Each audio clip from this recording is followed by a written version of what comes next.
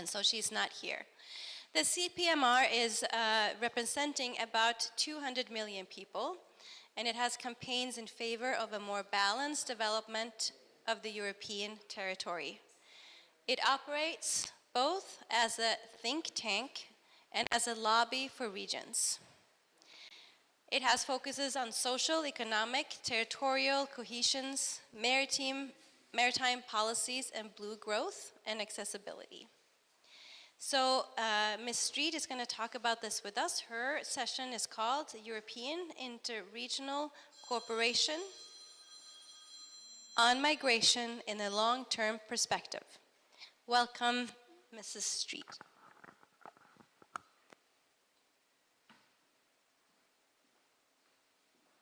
So first of all,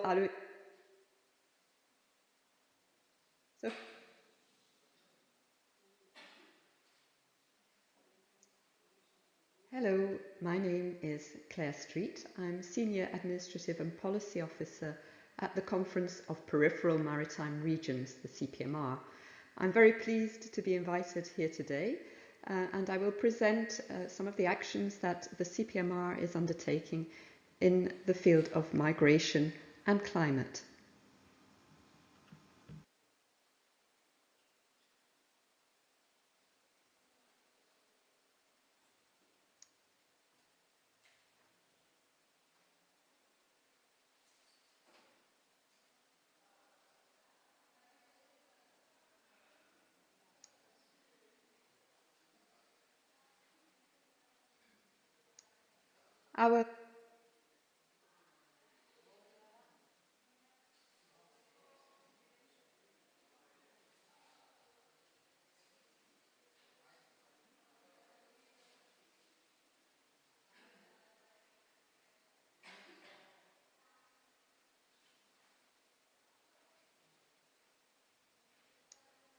Our lobbying and think tank activities are focused on several key European Union policies that are of interest for our members.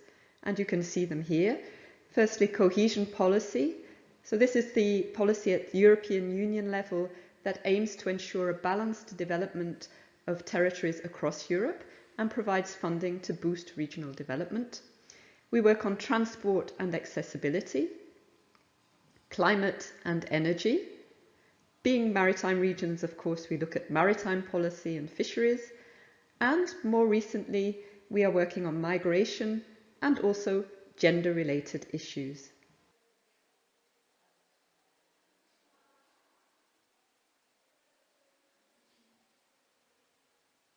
So as you've just seen, we are dealing with two specific issues that are the focus of today's conference. Firstly, climate, and secondly, migration. So I'll first explain what we do on migration. We have a task force, a dedicated task force, that was set up in 2015, and this was at the time of the refugee crisis in Europe, and became at the request of our Mediterranean members, who many of them were seeing large arrivals of people on their shores and having to deal with the reception of these people with very few local resources. So we wanted to highlight the issue at the European level.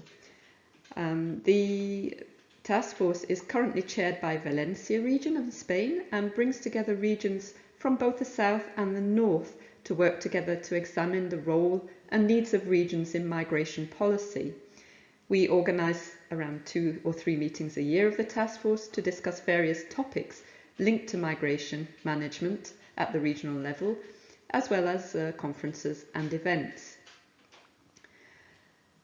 So the task force has a forward-looking approach. We see that migration management covers different policy areas and involves different levels of governance and different stakeholders. So through our work, we try to promote the multi-level governance, multi-stakeholder and multi-sectoral approach to migration policies. As I said, the task force was set up firstly to highlight the emergency situation back in 2015, but of course, once people arrive in Europe, they have to be integrated and welcomed into their host societies. So this is why our task force not only concerns the regions of arrival, but also the regions of settlement of migrants. So we work on two areas, the internal dimension, so as I said, responding to humanitarian emergencies, dealing with irregular migration in CPMR regions, but also the medium and long-term integration and socio-economic inclusion of migrants. And on the other hand, we also look at the external dimension. So this is basically looking at the migration development nexus, so tackling those inequalities that push people to migrate from partner countries. And we try to promote a better coordination, again, across all levels of government in this area. And we support intercultural dialogue and conditions for sustainable development in the countries of origin and transit of migrants.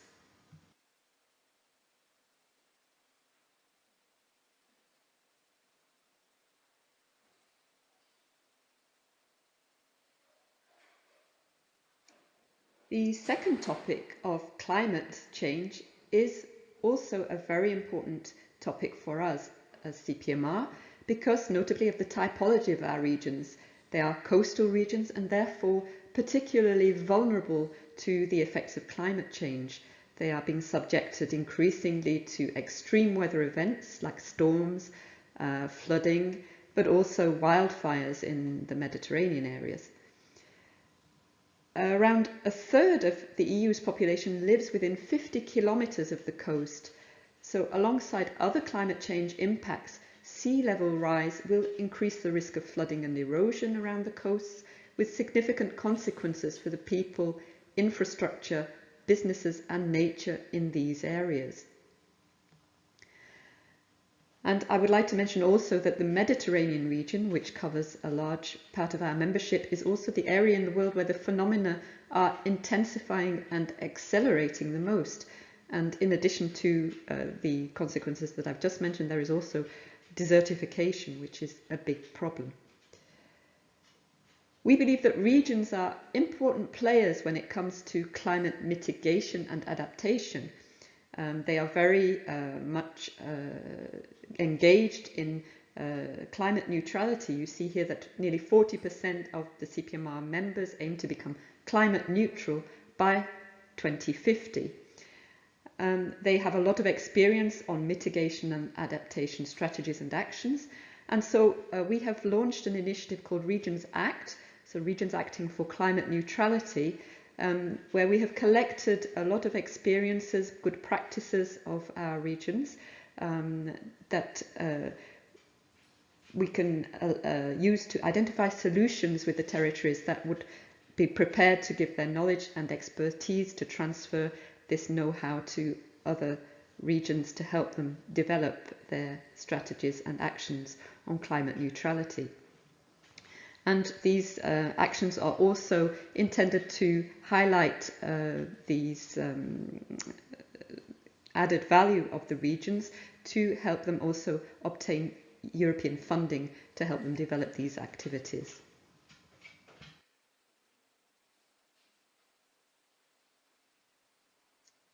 So, as we see, climate change and migration are two policy areas of particular concern to the CPMR's membership.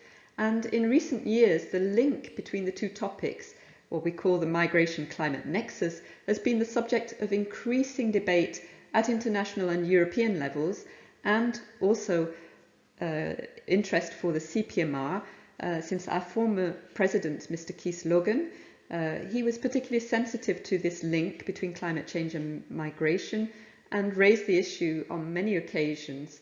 So you see one of his quotations: the international community and EU institutions should face up to the reality that millions of people around the world, including in Europe, are at risk of being displaced due to the effects of climate change. So within the CPMR, we've started to launch an internal reflection with our members to determine the scope for the CPMR to develop policy messages and specific actions in this field. So we've looked first to make the link and done some research to frame the debate so that the regions can then see how their action can fit in to the global issues.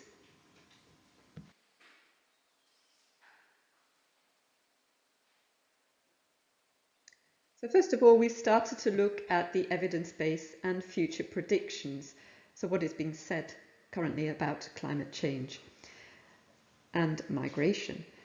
So if we look at the World Bank report, this is a reference document that is quite well known. It says that if no action is taken by 2050, there will be more than 143 million internal climate migrants across 3 regions, which are Sub-Saharan Africa, South Asia and Latin America. And when we talk about internal migrants, it means that people are not moving far away. They are remaining within the region where they are based.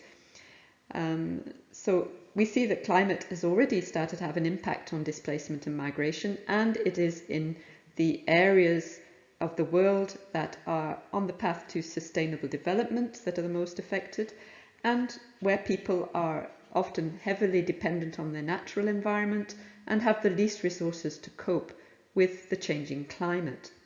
But it's also a very complex issue because climate is only one of several drivers of displacement and migration, and can also exacerbate other issues that push people to migrate, like poverty or conflict.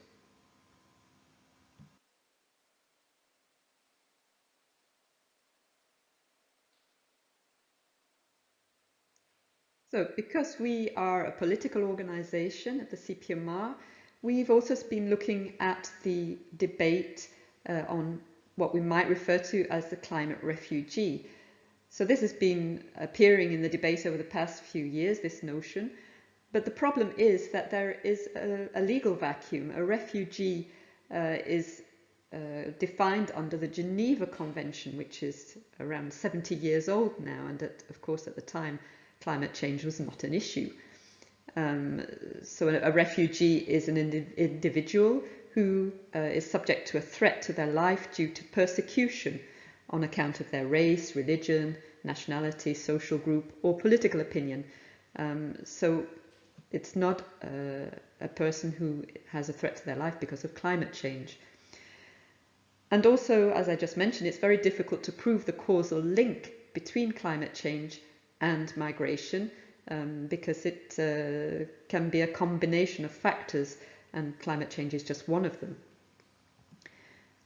There's also the notion of slow onset climate change. This is something that's kind of almost invisible, but it's pushing people gradually to move because the conditions are changing over time.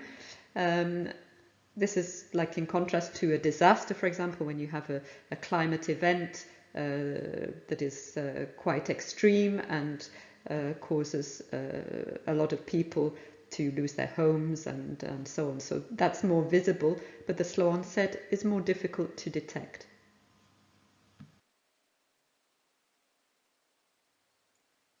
So with regard to the climate migration nexus, we looked also at what kind of solutions are being proposed.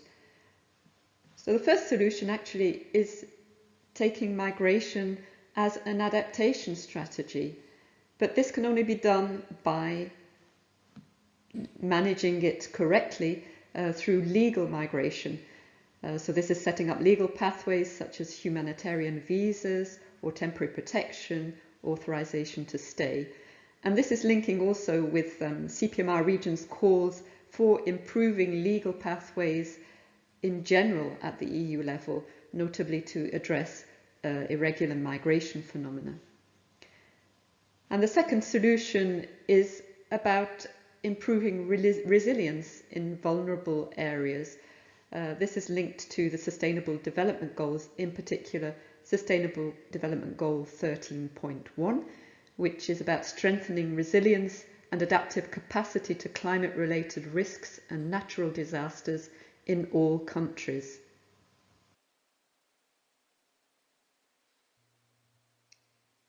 Finally, we've looked at the state of play in the European Union, which is, of course, the area in which we work as CPMR.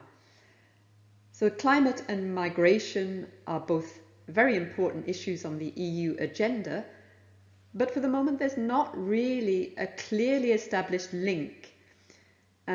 Because the empirical evidence, as we've seen, does not point to mass influx of people from third countries into Europe because of climate change, this is something that is more now focused at the EU level on the external dimension.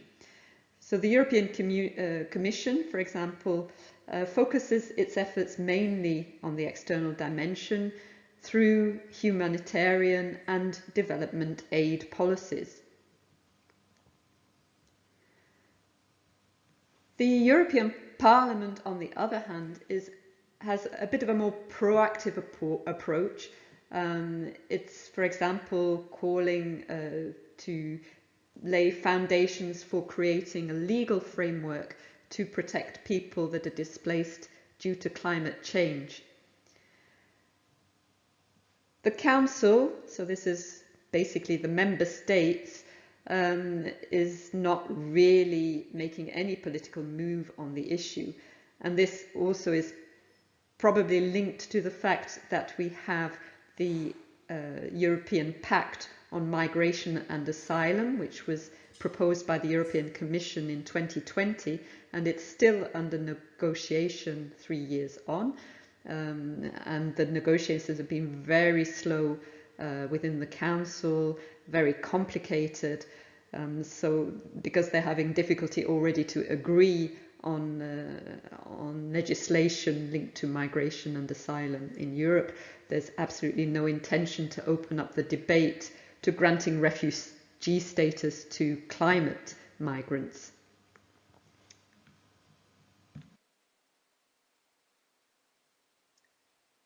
So after undertaking this research, this has allowed us to identify several areas for CPMR action. The first of these is on migration and asylum, where our regions have expressed interest to develop common policy messages on EU and national migration and asylum policies linked to climate change. So, for example, to join calls for a formal recognition and protection of, I put it in inverted commas, what we might refer to as environmental or climate refugees. Supporting also migration as an adaptation strategy by boosting legal pathways, not asking for anything new, but applying existing mechanisms, for example, humanitarian visas. The second pillar that we believe could be interesting for CPMR regions is on the external dimension, whereby CPMR regions can promote concrete actions in the external dimension of EU migration and climate adaptation and mitigation policies, linking the two. So mainly through exchanges of experience and knowledge transfer that our CPMR regions have in climate mitigation and adaptation. And we see already that regions are involved in international actions, concrete actions to deliver the Sustainable Development Goals. And actually, a few years ago, we did a mapping among our members to identify these different actions that they are undertaking. So we see they are working with third country partners on international climate actions, and also are providing funding. They are donors for such actions. So in their development cooperation activity, they are transferring know-how to develop projects linked, for example, to water management, irrigation, and sustainable farming techniques in countries of origin of migration that are also vulnerable to climate change. So these actions are helping to build resilience to climate change and maintain livelihoods, and therefore reducing the need to migrate. Our regions are also carrying out capacity building initiatives for building climate resilience in EU border areas.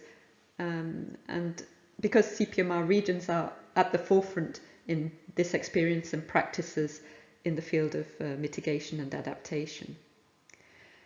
And one final issue is about internal displacement. It's very under-researched at the moment, but it is set to continue and then intensify. So this is something that we will probably need to look at in the future, because we are seeing also that people within Europe are on the move because of climate change.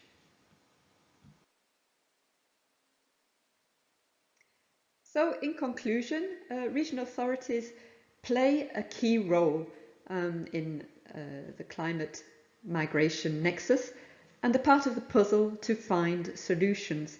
We believe that they need recognition and support at the EU level, and as CPMR we will be continuing to promote cooperation among our member regions and other relevant partners to champion the cause of the regions in these two crucial topics of migration and climate.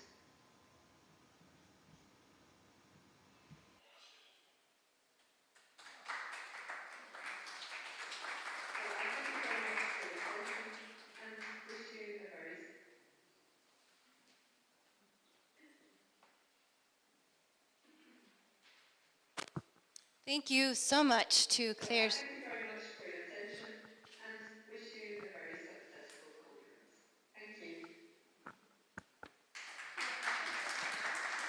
We'll just repeat the clapping, right? How many member countries are in CPMR?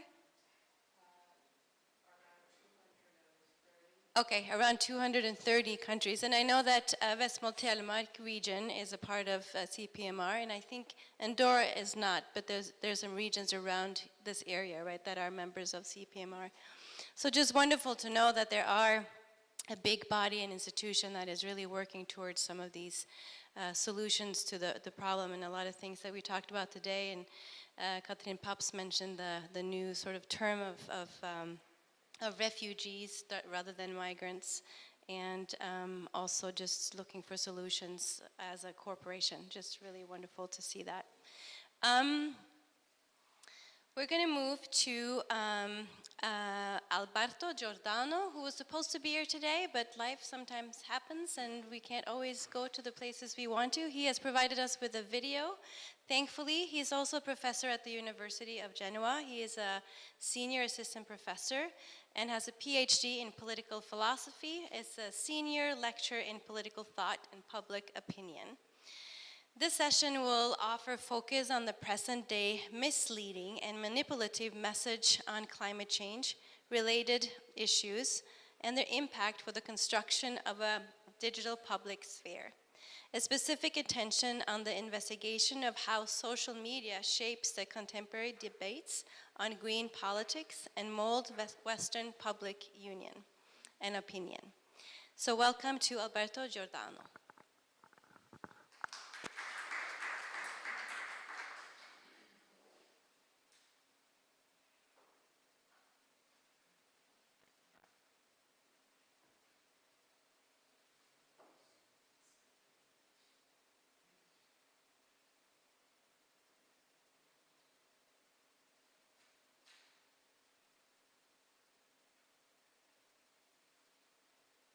Good afternoon.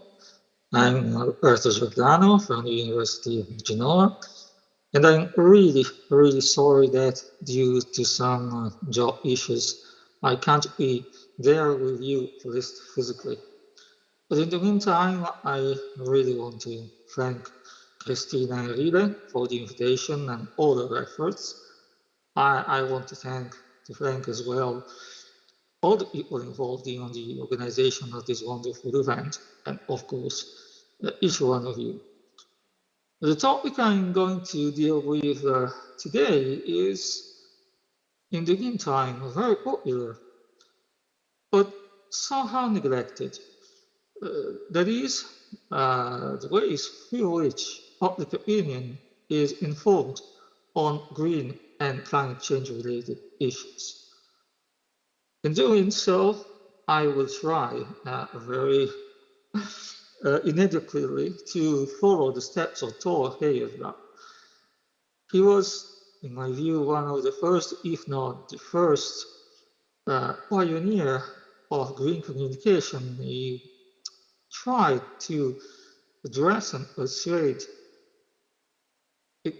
public opinion, global public opinion, as well as global political institution. Let me remind you, but you know this much in wider detail than I do, the two expeditions, Ra and Ra II,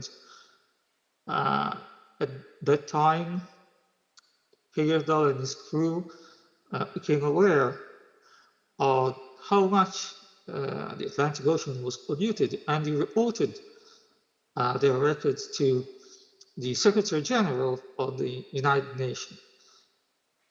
Heyerdahl was one among the first to understand that environmental activism and communication were strictly connected.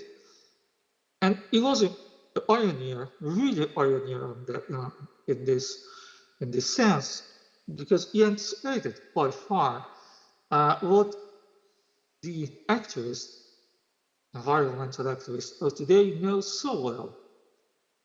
That is, their action, of course, we may agree or disagree with the ways in which they act, but they have understood something that was clear enough to Heyerdahl. That is, each action must be followed by a communicative act, or even better, a communicative effort. But the question is, how public opinion will receive these messages? If we look to the most recent events, when last generation activists, for instance, enter museums and try to attract attention by some action with which many people disagree, well, we might wonder how public opinion receives these messages. But my question is another one. My next question goes further. That is, how much public opinion has been influenced in the last decades on green or climate change related issues? And this is why I decided to choose quite a bizarre title, or might seem a bizarre title for my small talk. That is Green Infowars. What I'm referring to something that relies to a military dimension. Infowar, information warfare, this definition was coined by a Russian general, Valery Gerasimov, 10 years ago.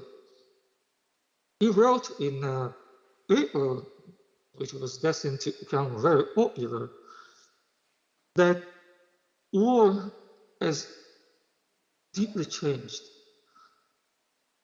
Today, Gerasimov wrote, war is not only fought on the battlefield, but also many other dimensions of social life, including, and not only including, but considering as one of the most relevant, the information dimension. So, if the country wants to enter a war, this country must not only prepare military, but also, and first of all, on the information sphere. Of course, this doctrine, which was called doctrine, which is still called Doctrine Gerasimov, the Gerasimov doctrine, has been applied to Russia. We all know, unfortunately, how much it has been applied. But my interest in this doctrine grew enormously when I tried to wonder does it apply to climate change issues? Is it possible for us to deal with climate change issues and the way in which they are communicated, applying this category, that is of the information war or information warfare? Well, I think not only we should, but we must.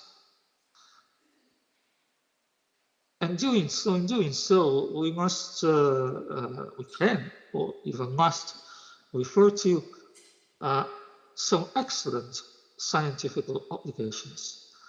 The first one, what I will quote, and it's a very well-known book, but it's still a benchmark study on the subject, is Merchants of Doubt, written more than 10 years ago by historians of science, Naomi Oreskes and Eric Conway. Why is this book so important? Because it, even before the doctrine Gerasimov doctrine was created, was laid down, Oreskes and Conway were able to describe and investigate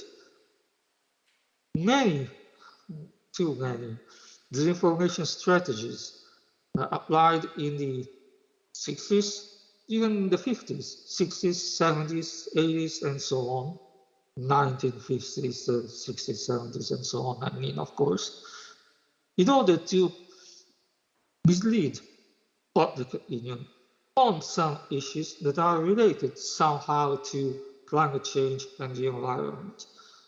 The first attempt was not related directly to green issues, but it somehow was the forerunner of what, of how many strategies has been applied to the information warfare as related to green and climate change related issues. There is the disinformation campaign built up by tobacco industries when it was first stated by some pioneering scientific researcher that there was a connection between smoking tobacco and developing cancer. We were in the second half of the 50s and most of all in the 60s, and Oreskes and Conway tried and succeeded in reconstructing the fully fledged campaign made up by tobacco industries and many AD companies to persuade public opinion that this connection between smoking tobacco and cancer was absolutely inconsistent. But this was only the first step. The second is, I think, quite known. There is the harsh criticism, the harsh campaigns built up by many corporations as well as many institutional bodies in order to criticize and to delegitimize the first attempts by the early environmentalists to shed light over some issues. Let me just quote Rachel Carson and incredibly important book, Silent Spring. Well, Carson was targeted by a disinformation campaign, which was not only harsh but even violent against her, even personal level. But let me quote again the criticism of the first record, the famous record by the Club of Rome, or the criticism or even the attempt to ridiculize the gay hypothesis laid down in 1979 by James Lovelock. All these attempts to mislead public opinion on green issues led to a really famous campaign, the Crying Indian campaign, which is somehow ambiguous. This campaign was organized by the consortium Keep America Beautiful. There was a commercial, a very popular commercial broadcasted on the first Earth Day in 1971. And what's the matter with this commercial and all the campaign that followed? Well, the main character was Ivanized Cody, this Indian, is a Native American. By the way, it was portrayed by an actor who was not Native American, he was an Italian American, by the way. But the point is that this campaign, and I'm quite sure that some of you are familiar with this campaign, was trying to, on the one side, to make public opinion more sensitive to the necessity of engaging, to raise the level of public and most of all private engagement in the protection of the earth and the fight against pollution. But there is also a dark side of this campaign, because this campaign was funded now. After some decades, we know that Michael Mann, the famous American climatologist, has written many papers and even part of his last book on this. We know that this campaign was funded by many corporations in the field of beverage, and it was funded because one of the aims of this campaign was to shift the attention from political and public decision-making processes to individual responsibility. Of course, individual responsibility is crucial for every decision and for every behavior that is related to climate change and green issues. But in the meantime, if we do forget that there's not only an individual dimension, but most of all, there is a public and political dimension, which should be followed by decisional processes. Well, we are just trying to somehow neglect that the systemic changes are the most important and most relevant ones. And of course, systemic changes must be addressed and dealt with by politics, which is the collective effort by all of us to enter and change things from the inside, and most of all, following democratic procedures. This campaign was, as I told you, and as many of you certainly know, was broadcasted in 1971, and all along the 70s, there was, and most of all the 80s, 90s, and so forth, each attempt to persuade and to sensibilize public opinion on green issues was followed by what I would call, and what has been called by many others, as a systematic and organized skepticism. Just think, for instance, to acid rains, to the ozone hole control, to the ozone hole debate, to the Antarctic ozone hole debate, most of all, to the hockey stick controversy, which the hockey stick refers to a graph which portrayed the rise of temperature on Earth due to anthropic activities, and so many other scientific controversies in the last decades.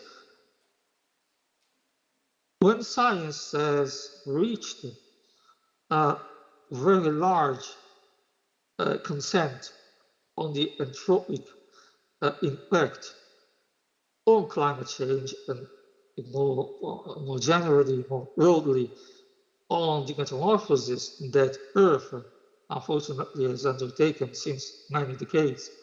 There's always been someone who denied or questioned very skeptically all this. I think that many of you remember that 22 years ago, if I remember well, Ian Wong published his masterpiece in commercial sense, the skeptical environmentalist. Well, all this contributed to create an environment, in the metaphorical sense of the word, which was not ideal for informing public opinion on the real threat posed by climate change. Also because politics was and is not yet ready to act. Political denialism was and is very popular today. It was very popular also in the last decades. There are too many examples of political denialism when it comes to climate change in Italy, in Europe, in the United States, and elsewhere in the world. And when political denialism is connected with social media, well, the disaster is really close. Today, we are fighting a war against all the apparatus of the digital revolution. Trolls and bots on social media act day by day in order to fight those who address climate change related issues. One of the most recent examples is connected to COVID-19 pandemic, and on the heroic efforts by scientists to inform public opinion that the spread of this pandemic was somehow connected to the damages that climate change is doing to the earth and to humans as well, and also non-human animals, of course. But in the meantime, in the political field and on social media, we all have seen that in the last few years, there is a absolutely burst of so many conspiracy theories which challenge scientific information to public opinion. Not to speak of a phenomenon we all know so well, which is greenwashing. There are many examples. Here I am referring to two really popular examples of greenwashing, but there are so many others and too many, I would dare to say. So, in the end, the issue of disinformation when it comes to green and climate change related issues is very common, unfortunately. What can we do to counteract? Well, maybe listen to the voice of science, or I would say to the voice of reason. One of the most recent attempts to address public opinion on this precise field is constituted by this book, the climate book, a really crucial book edited by Greta Thunberg, and which collects dozens of short essays written by scientists, philosophers, sociologists, authors, novelists, and so on.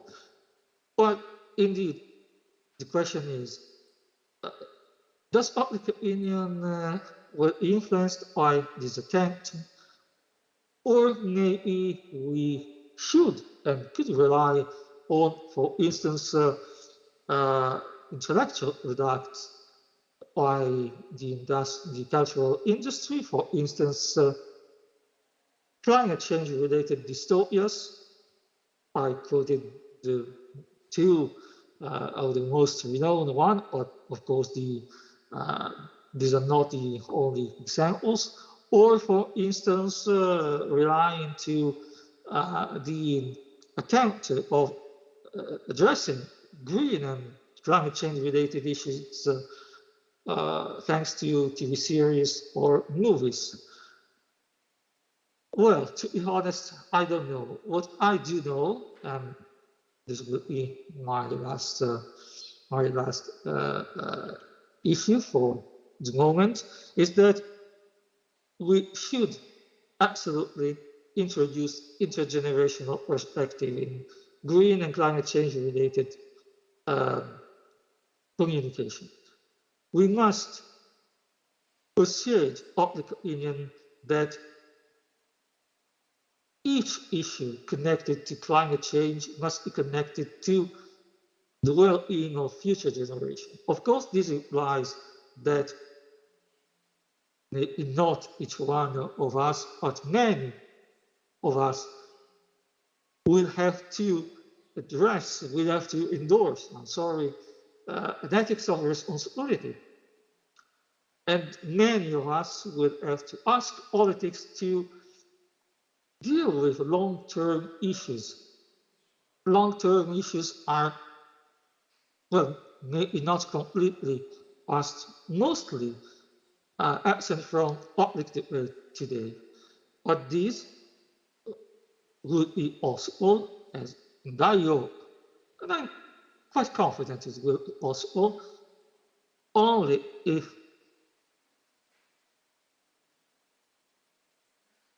the most relevant stakeholder will endorse a virtuous interaction between ruling classes, civil society, and citizens. It's not easy. Someone says it's utopia. Maybe, but even so, we need utopias, and most of all, we need confidence. We need to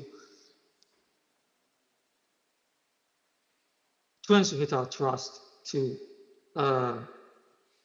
future generations, and I do trust younger generations. They are absolutely committed to fight climate change, and I am quite confident that they will change the way in which we transmit messages related to climate change issues and change the way in which we perceive climate change related issues.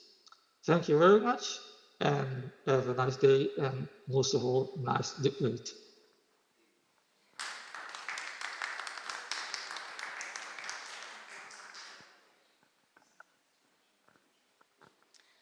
Thank you to Professor Giordano. I think it was a little hard to maybe hear what he said, but I think the concept of fake news, the role of social media, the greenwashing in terms of reklame and what is that? Advertisements. Yes, it's just something that is kind of whitewashing the bigger issue at hand, and maybe also makes us more less willing to act because we think things are actually happening and they're not quite happening.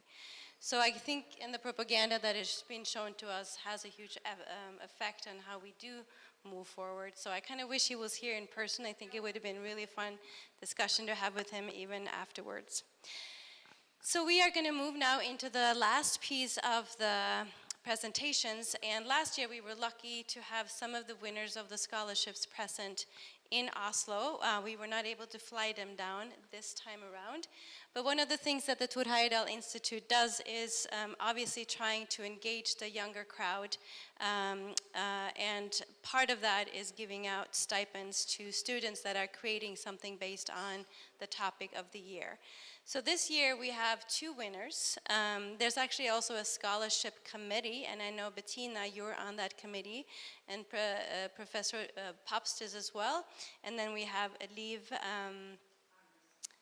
Arnesen, and I have Yes, I will name him in a second.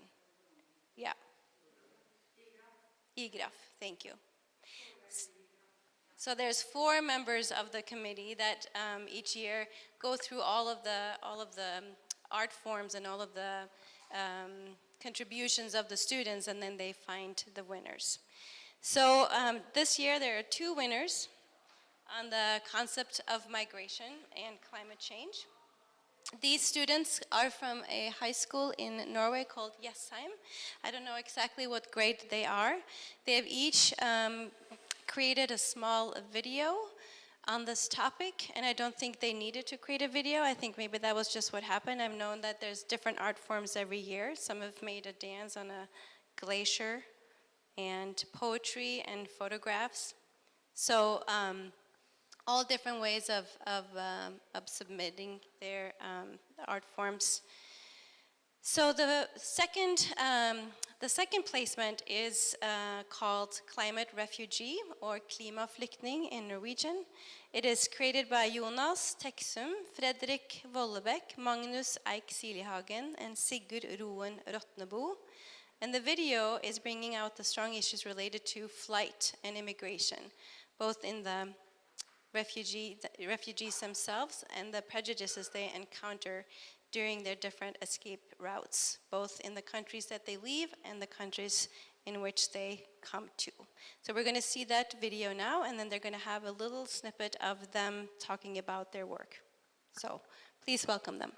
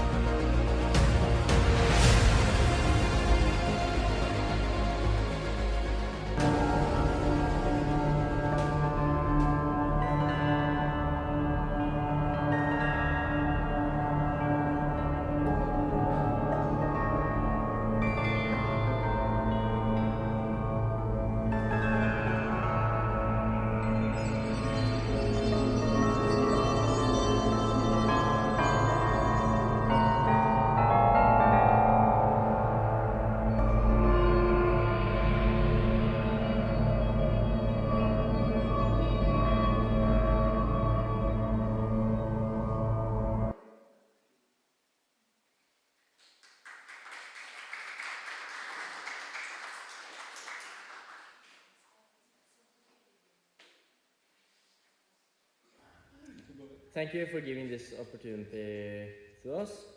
Winning the Tor Heyerdahl scholarship is a big deal for us, and we will also be grateful for this opportunity. It's not just about the prize, it's about making a difference to the topic of climate change and migration. So why did we decide to create a movie set in the future? Well, we wanted to show the world what might happen if we don't take the climate change seriously. It's easy to get lost in the numbers and facts, but by portraying a personal migration journey, we hope to make the issue more relatable and urgent. Migration and climate change change are like two sides of the same coin. It's a tough situation for many people, and it's not going away. But it's also a wake-up call for us. We have to act to prevent for the worst consequences now. As we think about the future, it's a mix of hope and concern. We have the power to make changes. We can be part of a solution that ensures a better future. Let's work together to build a world where no one has to leave their home due to climate change, and our planet can thrive for generations to come. So thank you again for giving this opportunity to us. So thank you. Thank you.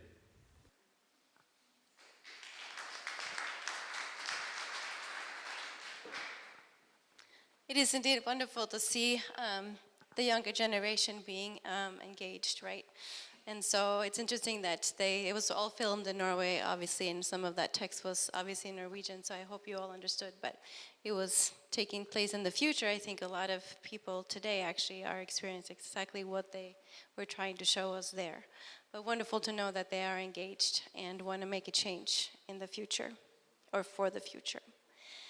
The first winner-up piece is called Climate Exodus. It was created by Olav Steinsilav Filipiak, Ayab Jamal Hassan, Marius Balkin Thomassen, Kasper Alexander Solvang, Abdul Qadir Ahem Sayed.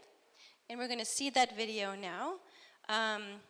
The winner presents a clear message illustrated through refugees, displacement from different countries. This group will probably share some of this in their reflection afterwards, but they have launched an international cooperation, and they're trying to seek how to find sustainable solutions to the issue of climate change and refugees. Please welcome them.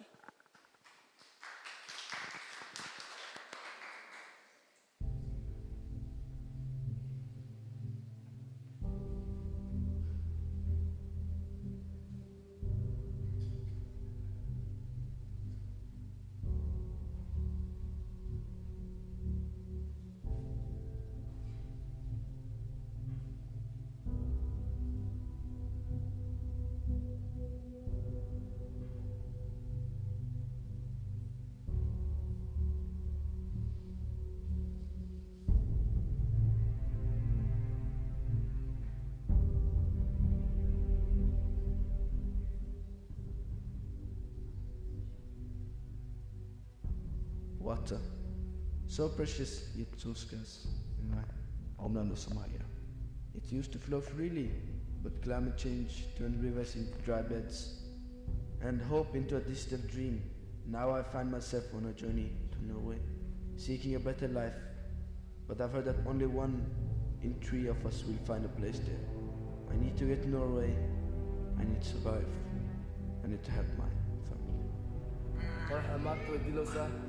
hooyada waa cune guskay laf anima waxaa siganaya cuntadan ma heliye waxaa iska le waaye qoraxdaas fiiriye walaa labadan wiil guskay laf tiraadhooti midkan oo indhiiriis leh iyo midkas kaleeto walaashiisa si xun u fiican tahay dawadeed waa cuni karaa.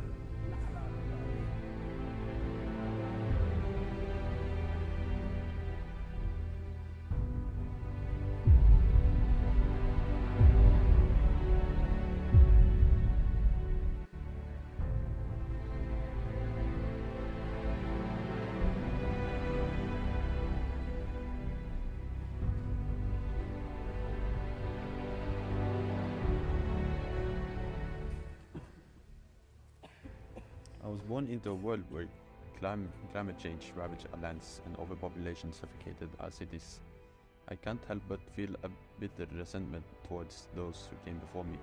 Our planet was vibrant and abundant, now stands broken. I had to leave my homeland because of a shortage of food and water, and now I'm on the way to Norway in hope of a better life.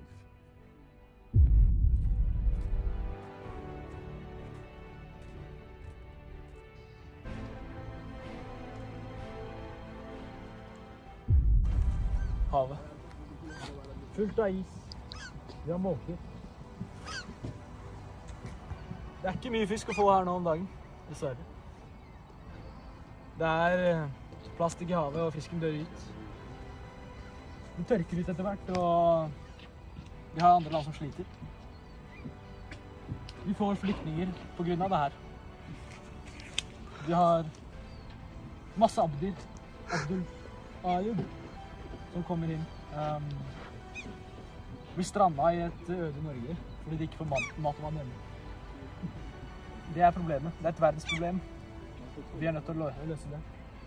Vi kan ikke bare la alle komme hit. Vi er nødt til å distribuere og levere. Og jobbe sammen som et lag.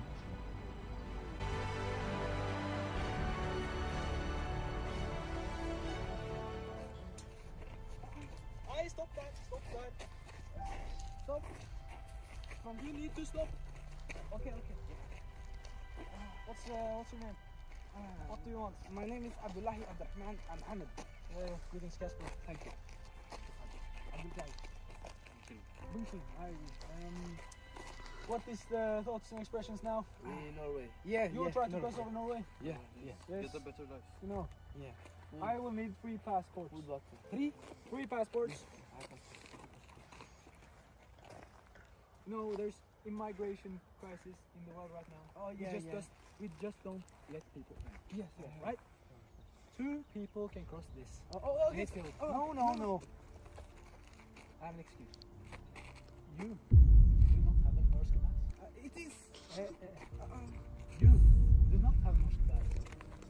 But you did have a norsk pass. Fuck. I saw it on. They give you coronavirus. I saw. Do you have a wife? That's Norwegian. Yes, indeed. Please stop Norwegian. I don't want you.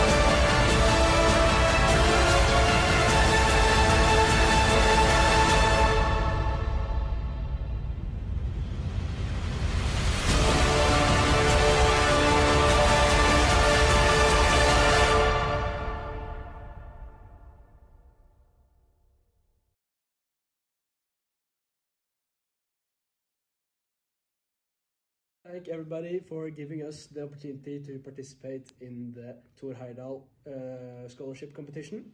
You know, winning this scholarship isn't just about the recognition or the prize. It's about the message it sends, and it tells us that our voices matter, and the world is listening.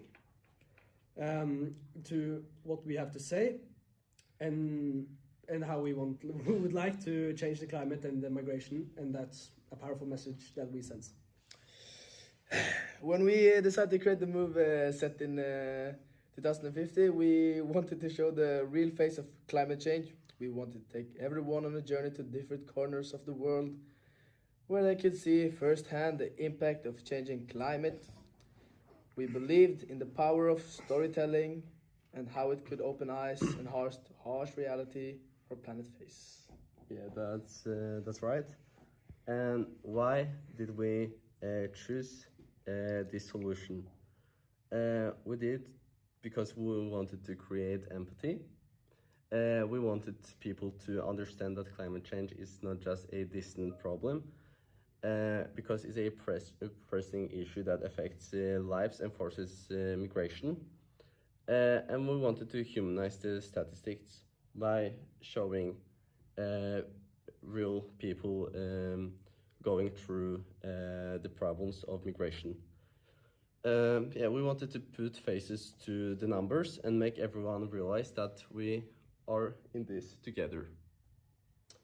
Thinking about migration and climate change, it's impossible not to feel a mix of emotions. It's heartbreaking to see people leave their homes and their communities because they have no choice. But it also fills me with hope because it shows our resilience as humans. We adapt, we find new homes, and we are rebuilt. It's a testament to our strength in the face of adversity, and it shows real signs of hope. As for the future, it's daunting, yes. Climate change is a colossal challenge, but I believe in the power of collective actions. Together, we can make a difference. We can change the politics, raise awareness, and create a world where no one has to leave their home due to environment crisis. Yeah, so again, thanks for giving us the opportunity. And yeah, enjoy the rest of the evening. And we have to keep up believing, keep up supporting, and keep up the strength in our own minds, and let's think that we can build something forward from here. Hashtag save the climate. Yes.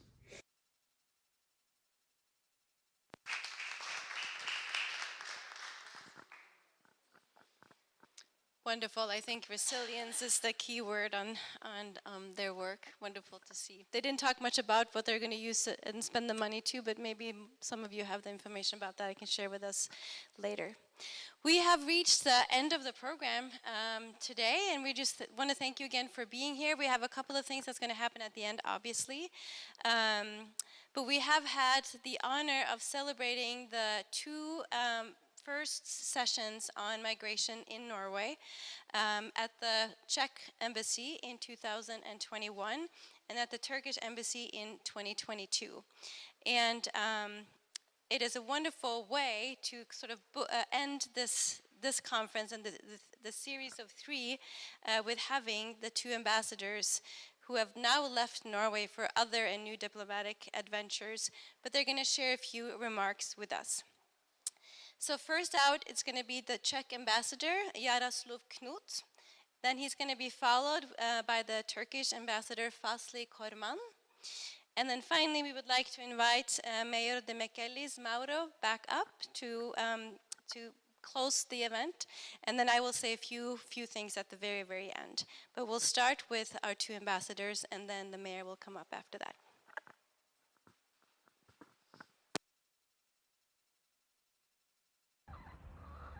Good morning, everybody. My name is Jaroslav Knut, and I am former ambassador of the Czech Republic to Norway. I got a privilege to co-organize and co-host the International Day of Torheijdal in 2021 together with the Torheijdal Institute and Westfold Museum. I am greeting you from my garden, and only just because of this video, I did my gardening this morning, as you can see. And it's not by chance, because the topic of this year Torheijdal International Day is climate and migration. And of course, it's a very important topic because climate has changed and migration is in process, of course. Going back to the history, to the Scandinavian history, we can see that climate and migration were always bound closely together. And actually, why? In the example of, for example, Iceland, we can see that Iceland and Greenland were colonized when both these islands were suitable for people to settle there. And Greenland, as you probably know, is name composed by two words, green land. So on this island where was possible to have some even some wine and so on, and people migrate there because of suitable living conditions. And together we have a opposite example when people are leaving their homes and migrant somewhere else because of bad weather condition. So we can see this trend on an example of Africa and the Middle East when people are not able to suffer let's say very strange and very terrible weather conditions. So they are moving somewhere else, and I think it's a really challenge for us not to compete with the weather nature, but do something to improve the living condition for those poor people who have to migrate and leave their homes and going to Europe or to another place. And yeah, I think it's our task today, and I wish it would be better for us and for such people to stay in their homes. And it's my let's say final conclusions, because I was informed by Beate Bjerge that I should not overcome 3 minutes. So thank you very much for watching me, and have a great success with this year's seminar regarding migration and climate. And have a nice day, and I wish you all the best. Thank you very much.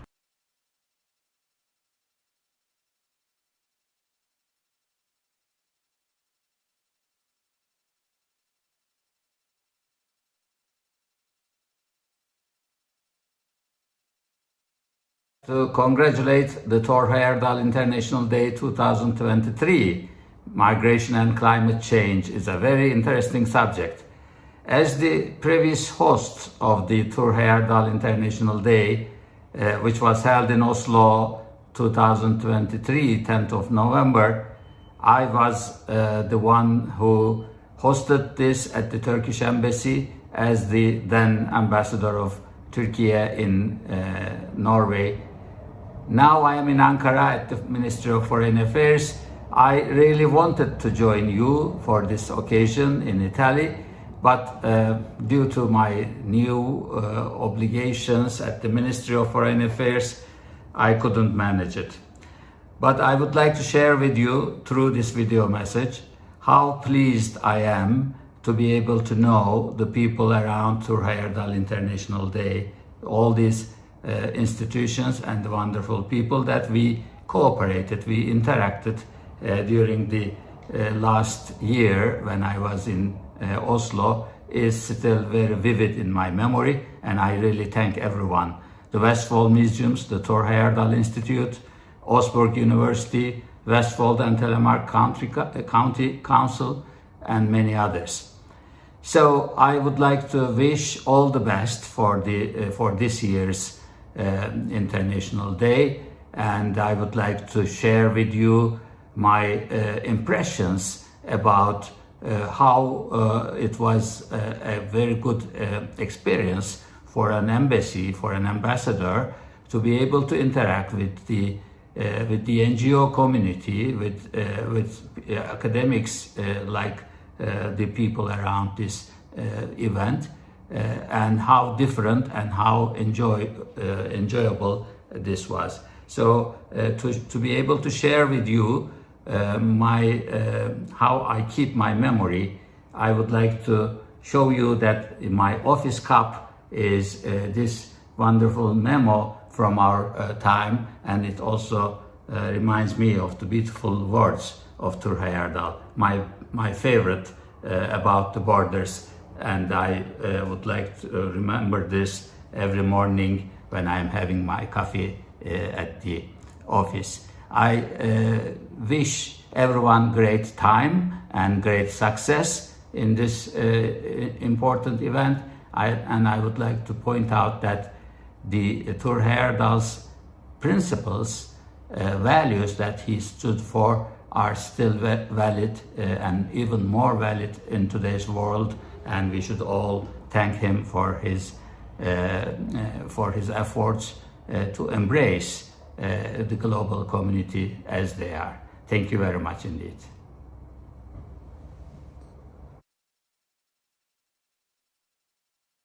I would like to inform you also another very interesting event that happened in Istanbul this time. There is a replica of a Viking ship which was built in Tunsberg, Norway, which sailed all the way down to Istanbul, or Miklagard as the Norwegians or the Vikings were naming it at that time.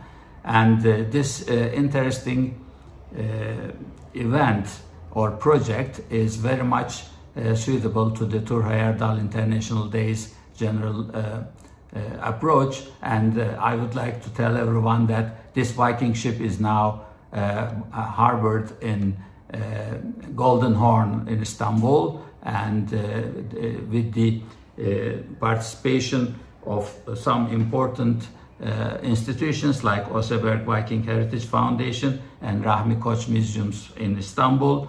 They are now organizing events related to that. So if any one of you, I know that you are interested in such affairs, any one of you who just may go through Istanbul in the next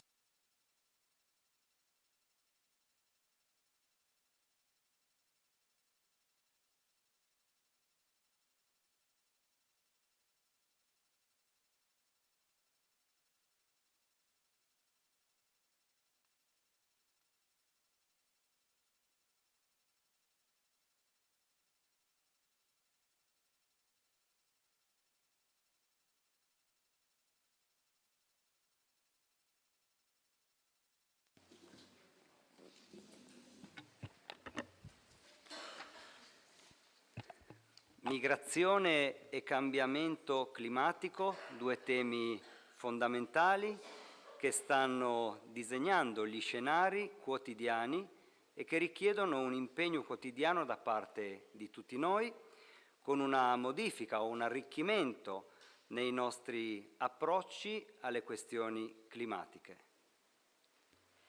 Migration and climate change, two essential topics that are shaping daily scenarios and which require a daily commitment from all of us, with a change or an enrichment in our approaches to climate issues. Io credo sia giusto che amministrazioni, politici, cittadini si rivolgano alla platea di studiosi, esperti e osservatori così ben rappresentata oggi qui a Palazzo Tagliaferro, perché possano darci le informazioni adatte a leggere il presente, i suoi problemi e la percezione, anche sbagliata o parziale magari, che abbiamo verso le grandi problematiche della contemporaneità. I believe it is right that administrations, politicians and citizens turn to scholars, experts and observers, categories so well represented today here at Palazzo Tagliaferro, because they can give us the right information for interpreting the present, its problems and the perception, even wrong or partial maybe, that we have towards the great problems of contemporary times. Thor Heyerdahl ce lo ha insegnato molto bene, i popoli si spostano, evolvono, le conoscenze e le culture si influenzano, è nella natura dell'uomo il movimento costante, evoluzione verso il miglioramento, la curiosità per l'ignoto quando sembra fonte di miglioramento. Thor Heyerdahl taught us this very well. People move, knowledge evolves, cultures influence each other. It is in the nature of human beings, constant movement, evolution towards improvement, curiosity about the unknown when it seems like a source of improvement. Sono veramente grato a tutti voi per l'importante contributo scientifico dato con questo convegno in occasione del Thor Heyerdahl International Day 2023. Rinnovo la mia gratitudine al The Westwood Museum, al Thor Heyerdahl Institute, al Westwood and Telemark, all'Augustus University, all'Università degli Studi di Genova, alla famiglia Heyerdahl, alla CE Contemporary di Cristina Enrile, che con l'assessore Maria Teresa Nasi, che ho voluto qui vicino a me, hanno lavorato affinché questa giornata fosse possibile. I am grateful to all the lecturers for the important scientific contribution given with this conference on the occasion of the Thor Heyerdahl International Day 2023. I renew my gratitude to the Westfold Museums, the Thor Heyerdahl Institute, the Westfold and Telemark County Council, the Augsburg University and the University of Genoa, the Heyerdahl family, and Christina Riles CE Contemporary, who work with Councillor Maria Teresa Nasi, now sitting beside the mayor, to make this day possible.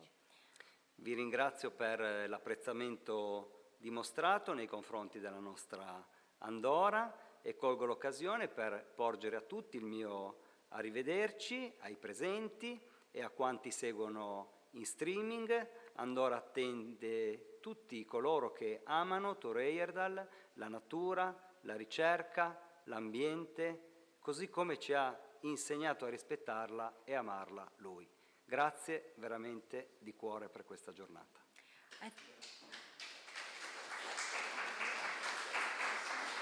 I thank you for the appreciation shown towards Andora, and I take this opportunity to say goodbye to those present and to those who are following us in streaming. Andora awaits those who love Thor Heyerdahl, nature, research, environment, just in the way he taught us to respect and love. Thank you.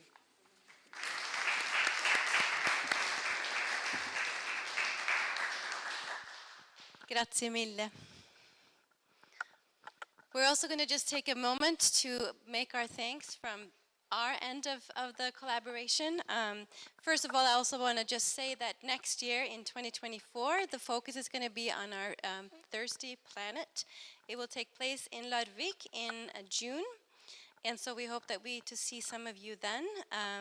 There's a big focus on the world's oceans, both this year and next year, and that is one of the things that the Thor Heyerdahl Institute then want to hang on to and also be a part of in the next year. And of course, it's an important topic and probably one that was very close to Thor Heyerdahl's heart as well. I would like to just make a big thank you to Beate Bjørge, the manager of the Thor Heyerdahl Institute, and also Dawn Marie Sivertsen. She's the International Senior Advisor for Vestfold Telemark Fylkeskommune. Laila Marganov, who has not been up here, but she's sitting in the audience. She's also a senior advisor at the Vestfold Telemark County Council and works for the Directorate of the Integration and Diversity Corporation called IMDI. And then also a final thank you to our tech team and to Christina. Thank you so much for your work. And Renata, I'm not sure if I see you. You're over there. Wonderful. And then also, of course, the municipality of Andorra. Thank you so much for welcoming us. It's been so wonderful. And I know we have a few more days left, which is also a gift. For the other conferences, we've just come in and we leave. But with this one, we actually have 3 or 4 days together, and that just feels like a really great gift to get to know you more, to see personalities in a different way, have discussions afterwards and over dinner. So it becomes this really great community of people. So just want to thank you all for being here, for preparing your talks, for speaking in a different language on topics that are hard to express, and also being willing to think about Thor Heyerdahl's heritage and the role model that he was and still is for all of us. And the work that he did then is obviously very important now and also will be in the future. So thank you so much for being here. Grazie mille e arrivederci.